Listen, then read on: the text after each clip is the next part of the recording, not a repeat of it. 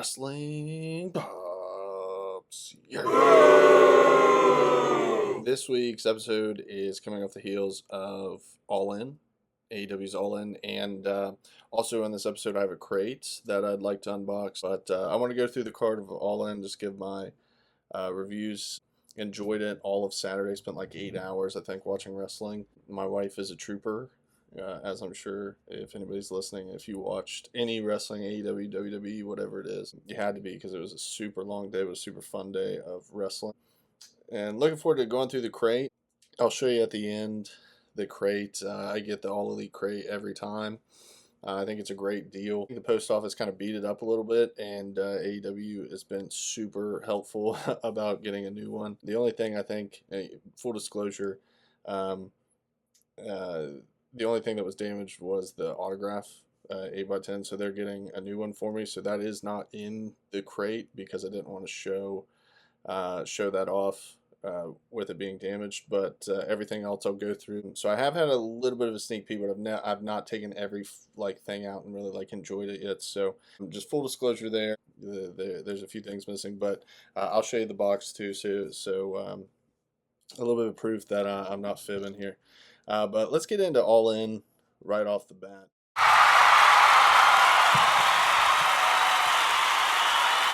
At the end, I'll have the ratings that I give up on the screen, and periodically throughout, I'll talk through each match. There'll be a graphic at the bottom. But I only did the ratings for the main show. I didn't do the buy-in. One, because I'm gonna be honest, I didn't really pay much attention to it. I was still kind of getting ready for the rest of the day. And two, because some of the matches you kind of have to take them for what they are. Getting the crowd into it, right? Little bit of home, like for instance, like the Sons of Texas. You have Rhodes, Marshall Von Erich, Ross Von Erich, and Sammy Guevara defeating Shane Taylor Promotions. So that right off the bat. They're in Texas. The Von Erichs. It was okay for what it was. I think they were saving obviously Dustin and Sammy. Maybe that would have gone a little bit longer if they weren't on the main show. But it was what it was. Same thing with the 8-man tag with Big Boom AJ, Kyle O'Reilly, Hologram, and Ishii versus the Don Callis family. Which, let me say this again, I didn't give ratings for the pre-show matches, and I'm reading it off my phone, by the way. So if you're looking at me, if I'm not looking at the camera, that's what I'm looking at, because I want to make sure I'm not jumping ahead. I like sometimes WWE is like super celebrity heavy. AEW is still kind of a newer company, and while they've attempted to get some celebrities involved, and they have, um, I don't know why, but I just think it's like Big Boom AJ, the Rizzler, and Big Justice. I think that's like super great. I enjoy it every single time. Every time I see the Rizzler, I'm like, who's he coming out with? Like the Orange Cassidy Rizzler moment just has me spoiled. So every time I see that, honestly, I'm looking forward to seeing the Rizzler. So I think I enjoy it. So whoever that target base is for bringing them out there and doing that, it's me. The Don Callis family, so big. I do want to talk about Hechicero real fast. Hechicero is awesome. I think his mask is really cool. His moves, some of the just even like submission moves, like never seen him before. I think the dude is super dope. So again, that match was what it was, but I enjoyed that one. And then FTR and the Outrunners. The Outrunners gear, I think, was the most notable part of that match. What was funny is when they came out, I was like, "What is that? Like, what is their gear supposed to look like?" And it's like a carton of cigarettes. So super on brand with the gimmick. Appreciated that. FTR obviously keeping um, their whole bit being the living legend killers with Stokely. They're still kind of being annoying and doing their thing, and I think this match really worked. So FTR is definitely going to pick it up moving forward. They're teasing that with the Hurt Syndicate anyway. So pre-show, the buy-in, whatever you want to call it, it was what it was. Not bad. It was a good way to get into the night. And then we get into the very first match, so the opening match of All In, which I gotta say, At the time, I was a little surprised with this being the first match, but as the match went on, and then seeing what happened at the ending, um, it made a lot of sense. So this is the Ops, Hobbs, Shibata, and Samoa Joe versus the Death Riders, Claudio, Yuta, and Gabe Kidd. This is a good match. This is for the Trios Championship, by the way. Good match. They little. Um, I don't know, just not really what I was expecting. Anytime you see Samoa Joe, he just has a different presence. I think he's at a different level than anybody. The one moment that really stood out to me, I think it was Hobbs and Claudio. Um, Hobbs just felt like a really big deal. So I think like even though he's kind of thrown into the ops thing because of Hook, I think this is actually making Hobbs seem like a bigger deal. Um, and the crowd chanting meat at him, which is also really funny. Wheeler Yuta, Gabe Kidd did their thing. It was a good opening match. Surprising. I was gonna say because usually, the WWE mindset is the first match is like one of the bigger matches, and obviously the last one, and then they kind of layer it. Um, that's not AEW though. AEW has never been that way. That all the big matches are at the end, and if you get tired, you get tired. So it was a good match. And let me say this about ratings because I'll say it, and then at the end it'll pop up. I stop at 5, so even if I think it's amazing, it doesn't go past 5. Even if I give it like a 1 or 2, I'm not saying it's bad. I'm just saying like if you're watching the match and what I took away from it, um, it just wasn't on the level of maybe some matches that were. So this match, the opening match, I give it a 2.5. Um, the reason for it is solid. I think the ending did its job, right? Getting Joe out of there. Um, but yeah, compared to some of the other matches later on, it was a very good match. It was a very good match, but not overly exciting. Kind of went how you would expect it to go, and that's okay. It did its job, and it's going to be interesting to see where the ops go moving forward, and then also do the Death Riders stay together, or do they kind of go splits? So that's the first one, 2.5. Second one, the men's casino gauntlet match.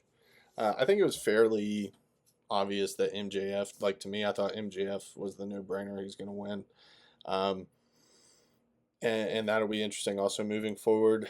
Um, some really high points of the match, like to me, the build up between Mark Briscoe and MJF was well done. Kind of making Briscoe a little bit more layered as opposed to just being like crazy and just yelling at the camera all the time, which is also enjoyable, but also giving him some depth there. Um, all the guys that came out, Mystico, I thought, I was kind of bummed out that the crowd didn't get into his song as much because they tried to have a big moment there.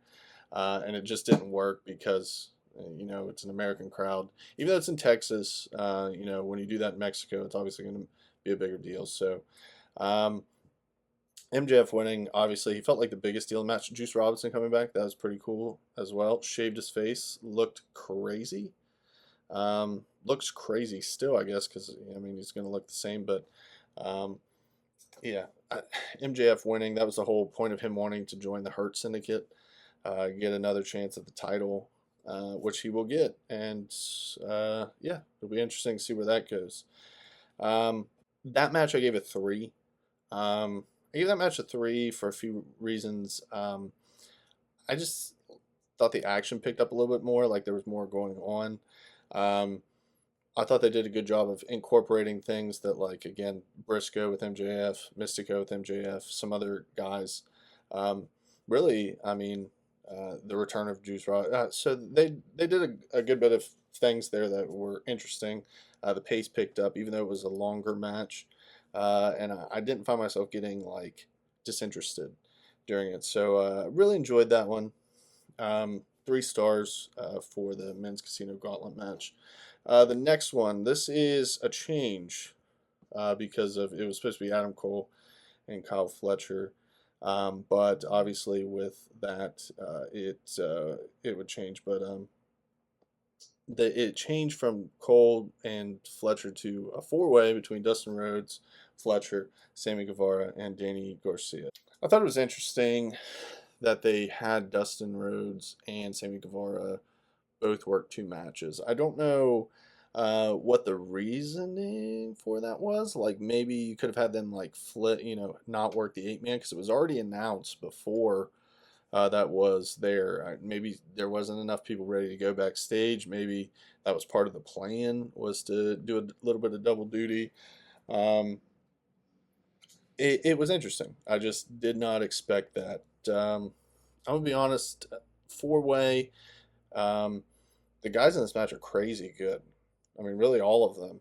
And I just found myself like not really into it. I don't know. I don't know why. Maybe it was because of the change. Maybe it was obviously like it was cool. Dustin won. But obviously, like he was a little hobbled. You could tell he was just like moving a little bit slower. I didn't get into it. I kind of felt like this was a Dynamite match, like the one you would see on Dynamite, not all in worthy. And that's not to take away from Dustin Rhodes winning, which he did, and that was super cool. That to me was the best part of the match was him winning. Kind of adds another element to it, to his career. He deserves it. But yeah, the match itself. Uh, I mean, I didn't hate it. I didn't love it. Let me put it that way.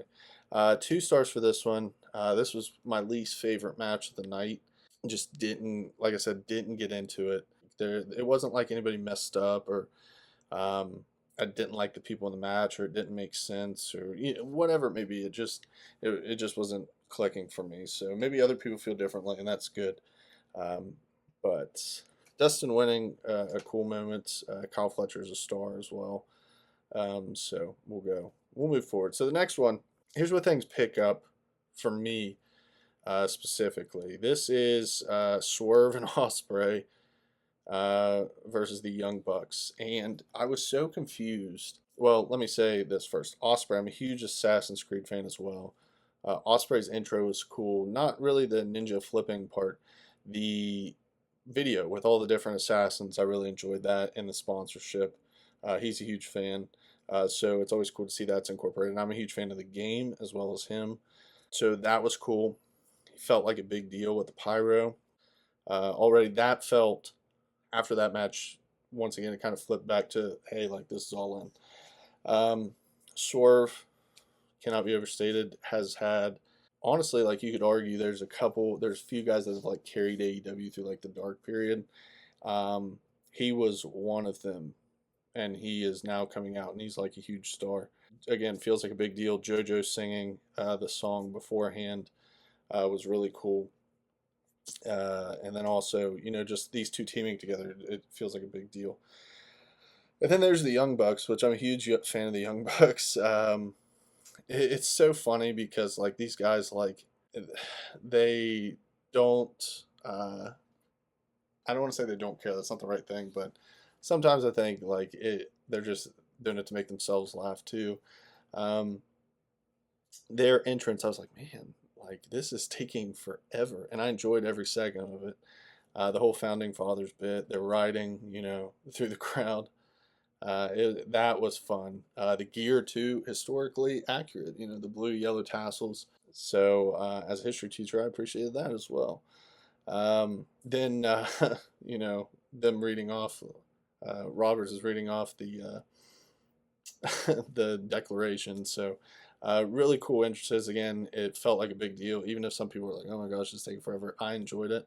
I loved it. And this match, absolutely amazing. Yeah, I mean it had really everything you wanted. A lot of people I've read online because I'm just trying to see what a lot of people thought of different matches because there's some people that have like mixed opinions on things, and I just think it's interesting to see how people got different takeaways from that. This one is everything you think of a Young Bucks match. Osprey Swerve winning a whole part of the story, right? EVP status gone, blew me away. Having said that, on a scale of 5, I give it a 4.75. I couldn't quite give it a 5 um, because when I was thinking of a couple other matches later in the night, I just didn't think it had the payoff maybe, or I don't know it. The EVP status is like, okay, they lost that. Like it didn't feel,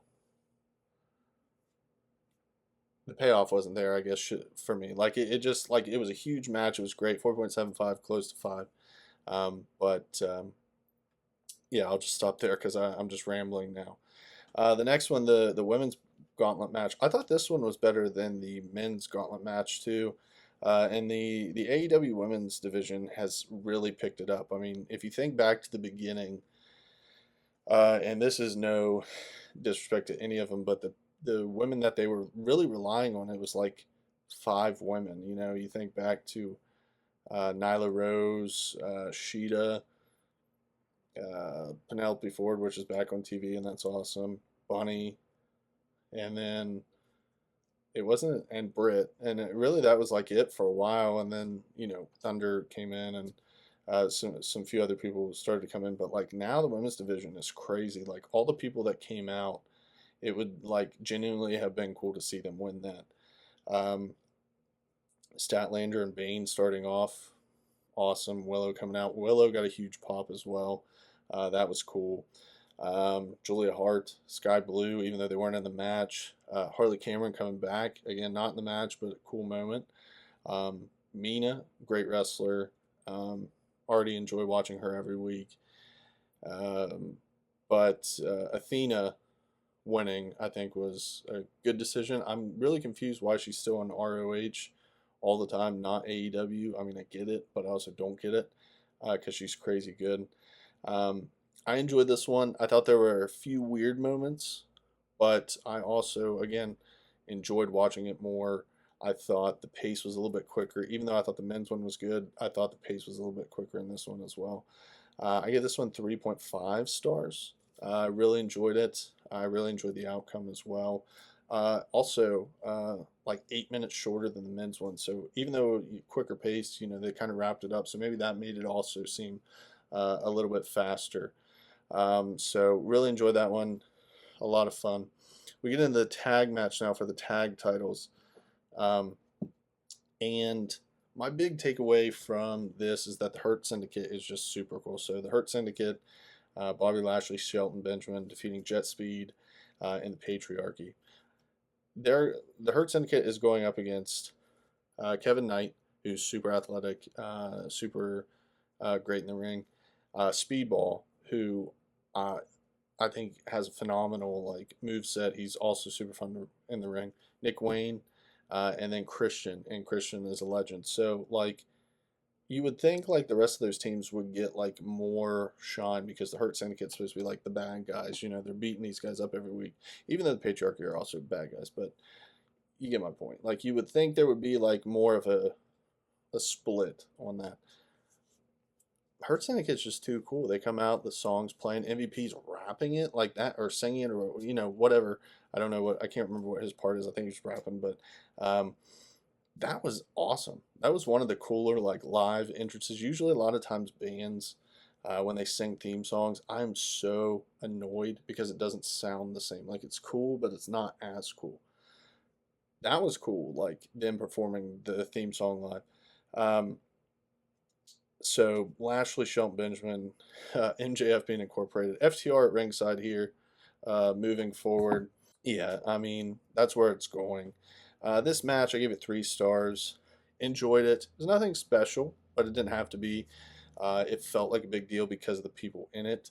Afterwards, obviously Christian. I'm not incorporating this into the rating, but Christian, being betrayed by Nick Wayne, and then Cope. I almost said another name, but Cope comes back, which that was awesome. Kind of saw that one coming, but in a good way. It's I'm not upset that it was like, hey, that's what's going to happen, but also kind of ruined it a little bit by saying, go find yourself. I know that's not what he said the first time. I don't know. It kind of seemed like a little cheesy. That's just me. But excited to see that as well. But the Hurt Syndicate, just larger than life. It's super cool. I've got like the koozie from a previous crate. I use it all the time. I sing the song. They feel like a big deal, and it's cool to see on AEW each week. So 3 stars there. last three matches, and these three matches really blew me away here. So, Timeless Tony Storm against Mercedes Moné. So for the women's title, and this match was really everything you kind of expected it to be. Like, it was just amazing. Mercedes has had some of the best matches, period, and more specifically, women's matches. I think than anybody, really. I think you can make the argument that her matches, when you look back, it's like, man, she was a part of like some of the more legendary women's matches. I mean, off the top of my head, like the Brooklyn takeover, um, the WrestleMania with Bianca. I mean, there there's two there. There's so many more. She had many feuds. Her feuds with Charlotte. And, I mean, like you can go on and on. She just seemingly is always like having those moments. And I think this run of Tony Storm has to be one of the best runs in wrestling of all time. At first, it seemed like a super goofy character, and it is a super goofy character, and it just works. I mean, I think the Young Bucks gave an interview where they said that Hangman is the main character of AEW. I agree with that. I also, if someone would say that Tony Storm is the main character of AEW, I would make that argument because she is on TV every single week. She seemingly wrestles every single week, and her reactions just get louder and louder. Um, I think if she would have lost, there would have been like a real resentment almost, and that's not saying they shouldn't have done it, but like she just seems like she is the it, like she is the person for AEW. Great match. I At the end of this match, I was like again blown away by it. I gave it 5 stars. I really can't say more than that. Both of these people, they did their thing, and it was really hard. I think wrestling match. I think that was the best wrestling match of the night. Um, Enjoyed it. I legitimately could have saw it going either way. I think the suspension of like, yeah, I don't really have an idea of who's going to win here. Also added to that. So great, great, great, great. 5 stars. Favorite wrestling match of the night. Next match. Excuse me. Okada against Omega. Let me say this: Omega is my favorite wrestler. Period. Um, he does have a tendency to, put other people over. I think Okada needed to win this as well to solidify Okada in America. So I kind of felt like that was going to happen. I do have to say, I know it's wrestling. I get it. Don Callis and Kenny Omega, can we like move on? I feel like ever since it's just every time Omega's doing something, Don Callis is just popping up. Not in a good way. It's just kind of annoying. Like I don't want to see it. I like seeing Don Callis. Well, let me take that back. Don Callis against anybody else is interesting, but I'm kind of over the whole like I gotta, you know, go after Kenny thing. So this match, I think, unfairly had super unrealistic expectations. I think that they had no chance of reaching that. I think they both of those guys probably knew that too. So um, maybe they didn't, but for what it was, I think this match was good. I don't think it was, near their other ones, but I think it was good. I think it was more of, I don't know. The other ones were more I could be wrong here, but where they are. So the other one's all in Japan. You kind of felt that a little bit more. It seemed a little bit more violent. This one seemed a little bit more American, dare I say, like a little bit more of the style, and then they're wrestling to who their crowds are. And I could be wrong on that, but that's just what I took away from it. Um, Okada winning, I think is the right decision. Okada, I think, is also translating better to AEW TV than a lot of people give him credit for. Especially compared to other wrestlers that come over from Japan. Sometimes I think it takes a while for them to translate or figure out um, how to do their thing on TV. And he's amazing. There's a reason he's a legend. Um, I give this one a 4.5. I liked it. I wasn't overly blown away by it. Um, it did what it needed to do. It was a really good match. I think it made Okada even bigger deal, an even bigger deal. Geez, in AEW, I think after the match, him running, kind of like taunting Kenny as he's being helped to the back, uh, also added to that. So did what it needed to do. 4.5, really good, really really good. But it had very high expectations to meet. Also, let me say this, and I might be the only person with this one too. Kenny's music.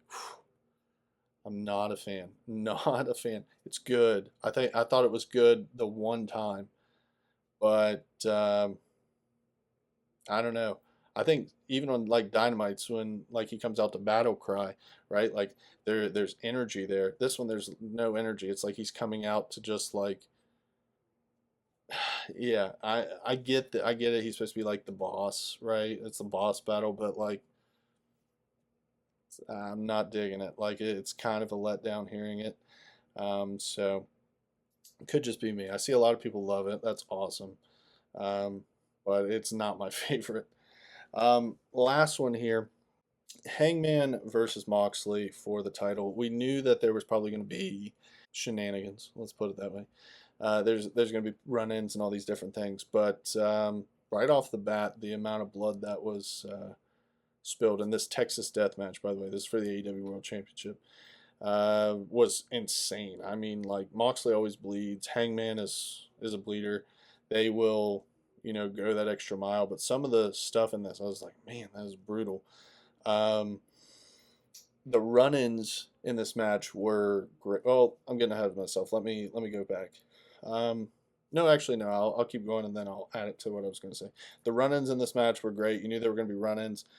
Joe was taken out early, so he's not coming. So that kind of is like, who else could it be? Well, obviously Ospreay is going to come out. Well, he got taken out, so it seems like Hangman is, he's on his own. And then yeah, you see the video of Darby at the top of Mount Everest, and then you see Blue Panther come out and lay somebody out, and then it turns out it's Bryan Danielson throwing up the yes. Uh, he's doing the chant, so that was crazy. Again, playing back to he was taken out by them, betrayed by the Blackpool Combat Club. And then Darby, comes down from the ceiling. Kind of a little bit awkward moment. He's kind of sitting there for a second, but still, it's Darby. He's back. It's crazy. He's coming from the top of a stadium down to the ring. And then on top of that, you see the Young Bucks also come in to help out Moxley. And then here comes Swerve once again, and that ties into the Swerve Hangman stuff. And there was so much, there's so many callbacks, and just honestly like a 15-minute period to where AEW was just like they nailed it. It wasn't like random people, or they had a match one time or whatever. Um, there were reasons for it, and it was super super amazing. Yeah, it's definitely a Texas Death Match. They left it all out there. Let me say this about Hangman. Hangman Page is awesome. He is the real deal. It honestly, like when I watched Being the Elite, and then we went and saw an AEW show, and Hangman, like on the way through the tunnel, like kind of like tipped an invisible cap. Um, and that's a weird moment to just remember, but I was like, man, he's like so dialed in, like he's a cowboy, right? So like, just something as simple as like, I'm going to tip my cap to you. The shirts each week, like he really lives it up. His run in 21 was insane. I remember watching the Dark Order versus the Elite. When they his title shot was on the line, and I was on vacation. Like we specifically had to go back and watch that because I couldn't miss it. When he won the title, it was awesome, and just to see him win the championship after everything, even if that's all people speculating on the internet and everything that happened post losing the world title to now, just awesome. I mean, like seems like, and I don't know this, seems just like a genuine good person, uh, believing in the right things. Super cool. The other little interesting thing that I thought that two other things, excuse me. The entrance. So he comes out of the tunnel, different theme song. He goes back to his original, same Titantron as the original, but he comes out the other tunnel, and the camera work on that was really cool. And also, when he wins, he holds up the belt, and Danielson's plates are still on there. So that was a nice touch. Honestly, 5 stars for this. I don't overly consider a wrestling match, right? So, like I said about the women's match, 5 stars. That was my favorite That was my favorite wrestling match of the night. This one was just like wrestling, like pro wrestling, like all the run-ins, um, all the people involved were right. It was a big deal. It felt like a big deal. I gotta be honest, like it just like kind of overwhelmed me a little bit at the end because I was just so genuinely excited to see it happen. And I think that's what wrestling is supposed to do. You're supposed to be entertained. So, as a whole, I thought this was an overly uh, great show. I saw like a WWE pro, like you know some like WWE like paid accounts like saying, "Hey, they're it was a terrible show." Yeah. No, if you're hate watching anyway, I think that's kind of goofy. But I think AEW fans in general really, I think, would have enjoyed this anyway. So it did everything I really expected. It was awesome, and I can't wait to see where they go from here. There's so much potential. Hangman, um, with Osprey, Swerve, MJF. There's so many other people around the corner. So I think it's super great time to be a fan of AEW, and All In was an example of that. So speaking of All In, before I have to turn the light on, like I don't know if you can see that, but I don't know if I think there's a meme where like the might be an Amazon thing or something where like the the mailman kicks it a million times and beats it up and throws it, getting into the car. So I'm gonna open this up, and I'm probably gonna set it off to the side here because I don't want to make a whole bunch of noise in the microphone. But All Elite crate here. Um, Obviously, it tells you everything that's going to be in there. Um, it tells you also, you get 10% off. Um, Always enjoy that. I think it's a good price too. I've done a few of these, whether it was on like Reels or TikTok or whatever, or even on here. Uh, I think it's a fair price for all the stuff you get. $40 is what I pay. The T-shirts alone are worth it, and I have a million of them now. The first one here looks like it's a Swerve shirt. Didn't fully undo this yet, but there we go. Whose house? Swerve's house. I like the cheetah print on that one too. I like that it's red. I don't know why. Like a Swerve shirt being red, just kind of seems a little different. Next one looks like a Timeless Tony Storm shirt. I like this one. She had a shirt in a previous one, which I wear all the time, but I really like this one. Uh, yeah, right there alone. I mean, like, think about it. You go to a store, how often can you buy something for like two shirts for $40? I mean, two like nice t-shirts. You're gonna be paying that anywhere. On top of that, you get other stuff. So, we see in here, um, Micro Brawler. We have a little Chris Statlander. You see that? There's a glare. The window in the background. There's a glare, but Chris Statlander there. It's cool. She has green gear. There's a little description on the back, a little biography. That's cool. I like the Statlander too. Um, Hounds of Hell, it looks like. Yeah, that shadow. I want to move that shadow there. Hounds of Hell. You can see my Sprite can in the background. Um, a magnet, an all-out magnet. Put that on a fridge or something. Swerve and Hangman, right? Is that their steel cage match? Yep. So, speaking of violent, there we go. And then two more things. looks like Harley Cameron bracelets. Says Harley Cameron, and it says Feel the Wrath. That's funny. Also says made in China. Huh. So Harley did not make these, or she made them in China. So just kidding. And then a nice little patch here, bruv. So for Osprey, that's cool. My favorite thing, I mentioned at the start, I said that I did a little sneak peek. You probably can hear my dog barking in the background now. The door's wide open, so he's barking at neighbors. I did a little sneak peek, and this is probably my favorite thing, maybe in all of the crates. It's a little Jeff Jarrett guitar. I'm trying to get the, yeah. It's a little Jeff Jarrett guitar. That is cool. Wow. That's probably one of my favorite things, I think, in any of these crates. But even it says The Last Outlaw down there. Super, super cool. Again, I told you at the start about the 8x10. I didn't want to show that again because it was damaged. And again, AEW super awesome. They're sending me another one. Yeah, that is the end of this. All In was amazing. All Elite crate hit it out of the park once again. Especially the t-shirts. I really like the shirts, and I really like the Jeff Jarrett guitar. But let me know what you thought of All In. Let me know what you think of what's going on in AEW right now. And also, check us out, Spotify, Audible. I say us. Check me out on Spotify and Audible. Wrestling Pops with an exclamation. Should have a yellow background. So if you're on the go, you don't have time to watch a 40-minute YouTube video, you can listen to it in the car. You can listen to it on your walk. That's what I do. Throw on a podcast, something like, I don't know, Deep Culture Podcast.